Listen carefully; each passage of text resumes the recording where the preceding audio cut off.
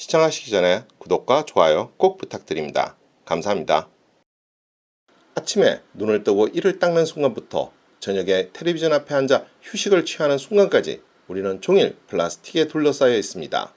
플라스틱은 어느덧 우리 생활에서 큰 비중을 차지해 장을 보러 가서 어떤 형태든 플라스틱을 들지 않고 나오는 일은 불가능해져 버렸습니다. 그래서 사람들은 인류의 역사를 석기시대, 청동기시대, 철기시대로 구분한다면 현대는 플라스틱 시대라고 하고 있습니다. 열이나 압력을 가해 원하는 모양을 만들 수 있을 뿐만 아니라 튼튼하고 가볍고 색깔도 마음대로 낼 수 있어 20세기 인류 최고의 발명품이라는 찬사를 받았습니다. 최초의 플라스틱은 아이러니하게도 밀렵으로 줄어들고 있던 상하의 대체제로 개발되었다고 합니다. 상하는 옛날부터 단단한 물건을 만드는 데 쓰는 최고급 재료였습니다. 그래서 당시 당구공도 상하로 만들었습니다. 당구는 애초 극소수 귀족들이나 즐기던 스포츠였으나 자본주의의 세계 시장이 형성된 19세기 중엽부터는 사업가들의 스포츠로 그 저변이 확대되었습니다. 당구 열풍은 코끼리 사냥 열풍으로 이어졌고 상하값도 함께 급등하였습니다. 1860년대 연간 상하 소비량은 최소 450톤이 넘어 신문에서는 이대로 가다간 코끼리가 곧 멸종할 것이라고 보도가 되기도 했다고 합니다. 이런 상황에서 원료를 구할 수 없게 된 미국 뉴욕의 당구공 제조협회는 상하를 대체할 물질을 발명하는 사람에게 1만 달러를 주겠다는 광고를 냈고, 이에 1869년 아마추어 발명가였던 존 웨슬리 하얏트가 면직물과 질산을 이용해 셀룰로이드라는 대체제 개발에 성공하였습니다. 이것이 바로 천연수지로 만든 최초의 플라스틱입니다. 열을 가하면 어떠한 모양으로도 만들 수 있었고, 열이 식으면 상하처럼 단단하고 탄력있는 물질이 되었습니다. 그러나 아쉽게도 하얏트가 발명한 최초의 플라스틱 당구공은 서로 부딪혔을 때 큰 소리를 내며 약간의 폭발을 일으켜 상용화되지는 못했습니다. 대신 그의 발명품은 이후 영화 필름 발전에 중요한 역할을 하게 됩니다. 오늘날 같은 합성수지로 만든 플라스틱은 1907년 미국의 화학자 리오 베이클랜드에 의해 개발되었습니다. 그는 페놀과 프롬알데히드를 이용해 베이클라이트를 만들었습니다. 이는 합성 플라스틱의 시초라고 할 수 있는 물질로 페놀수지라고도 불립니다. 석탄가스 합성 부산물로 만들어진 이 물질은 단단하고 전기가 통하지 않는 데다 잘 부식되지 않았고 심지어 가격도 아주 저렴했습니다. 이후 1922년 독일의 화학자 헤르만 슈타우딩거에 의해 플라스틱이 수천 개의 분자가 서로 연결된 고분자 화합물이라는 사실이 발견되면서 본격적인 플라스틱 개발이 이루어졌습니다. 여러 분자가 많이 모인 고분자가 곧 플라스틱이니까 이런저런 조합으로 합성해 본 것입니다. 그 결과 폴리염화비닐, 폴리에틸렌, 나일론 등 다양한 합성 플라스틱이 개발되기 시작했습니다. 열이나 압력을 가해 원하는 모양을 만들 수 있는 합성 수지들이 속속 발명되자 이것들을 통칭하여 플라스틱이라고 부르게 되었습니다. 플라스틱은 아무 모양이나 만들 수 있다는 뜻의 그리스어 플라스티코스에서 유래했습니다. 이런 플라스틱의 발전에 결정적 계기가 된 것은 2차 세계대전입니다. 군사용품, 항공기 부품 등 전쟁 동안 플라스틱은 다양한 곳에 사용되었습니다. 그 덕에 1939년에서 1945년 사이 플라스틱 생산량은 거의 4배 증가했습니다. 플라스틱의 발전은 음악, 의학, 유통 등 전 분야에 영향을 끼쳤습니다.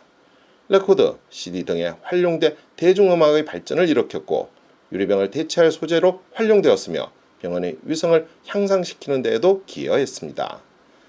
저렴한 비용 덕에 누구든 손쉽게 플라스틱 제품을 이용할 수 있게 되면서 플라스틱은 결국 세상을 점령하기 시작했습니다. 이런 가운데 2018년 영국 왕립통계학계에서는 올해의 통계 우승자로 90.5를 선정 발표했습니다.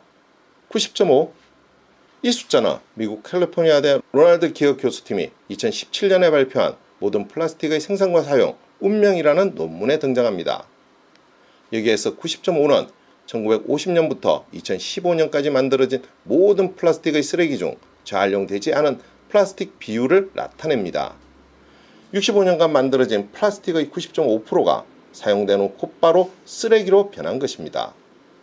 플라스틱 쓰레기 중에는 9.5%에 해당하는 6억 톤만이 재활용되었고, 재활용되지 않은 90.5%의 쓰레기는 소각되거나 지구 어딘가에 그대로 방치되어 있다는 것입니다. 플라스틱의 역습이 시작된 것입니다. 이렇게 방치된 플라스틱은 결코 사라지지 않고 5mm 미만의 작은 조각으로 쪼개져 결국 강과 바다로 흘러들어갑니다. 이것이 미세 플라스틱입니다. 우리의 바다도 이런 미세 플라스틱에 상당히 오염되어 있습니다. 2018년 영국 맨체스터 연구팀이 네이처 지오사이언스에 발표한 논문에 따르면 우리나라 인천 앞바다와 경기도 해안의 미세 플라스틱 농도는 세계에서 두 번째로 높았고, 부산 낙동강 하구는 세 번째였다고 합니다. 이런 미세 플라스틱의 위험성과 관련해 영국 런던대 연구진은 0.15mm 크기의 플라스틱 입자가 인체 소화관의 미세한 구멍을 통과해 혈액으로 이동할 수 있다는 연구 결과를 약물 전달 해부에 발표했습니다. 새우나 굴, 조개 등을 섭취할 때 우리 몸에 들어온 미세 플라스틱이 혈액으로 들어가 온몸에 퍼질 수 있다는 이야기입니다. 체내로 이동한 미세 플라스틱은 우리 몸에서 내분비계 교란물질, 즉 환경 호르몬을 내보냅니다. 환경 호르몬이란 우리 몸에서 정상적으로 만들어진 물질이 아니라 산업 활동으로 만들어져 분비되는 화학물질을 말합니다. 생물체에 흡수되면 내분비계의 기능을 방해하는 유해한 물질인 것입니다. 플라스틱의 피해자는 인간뿐만은 아닙니다. 2018년 11월 19일 인도네시아에 있는 와키토비섬 해변에서 향유고래의 사체가 발견됐습니다. 그런데 이 사체를 조사하던 중 충격적인 사실을 발견했습니다. 어마어마한 양의 플라스틱 쓰레기들이 향유고래의 뱃속에 들어 있었던 것입니다.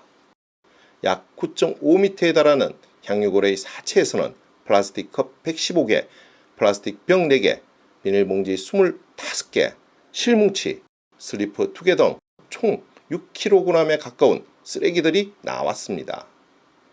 연구 자료에 따르면 1,200만 마리가 넘는 바다새와 10만 마리 이상의 해양 포유류가 바다에 마구 버린 플라스틱 때문에 죽는다고 합니다.